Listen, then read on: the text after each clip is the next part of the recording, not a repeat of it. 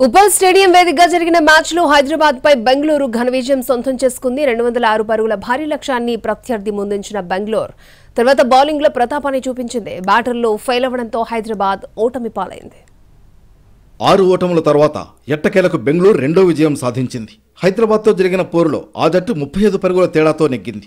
207 పరుగుల లక్ష్యంతో బ్యాటింగ్ చేసిన హైదరాబాద్ 20 ఓవర్లలో 8 వికెట్లు కోల్పోయి 171 పరుగులకే పరిమితమైంది. Shahbaz Ahmed, opener Abhishek Sharma, captain Pat Cummins ఓ మోస్తరు స్కోర్ చేయడంతో హైదరాబాద్ పరువు నిలబెట్టుకుంది. బెంగళూరు బౌలర్లలో స్వప్నిల్ సింగ్, గ్రీన్, కరణ్ శర్మ తలో 2 వికెట్లు తీశారు. విల్జాక్స్, యష్ దయాల్ చెరో వికెట్ పడగొట్టారు.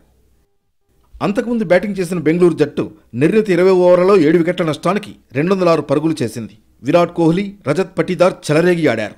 ఇద్దరూ హాఫ్ సెంచరీలు సాధించారు. హైదరాబాద్ బౌలర్లలో జయదేవ్ ఉనద్కత్ 3 వికెట్లు పడగొట్టగా నటరాజన్ 2, కమిన్స్, మార్కండే ఒక్కో వికెట్ తీశారు.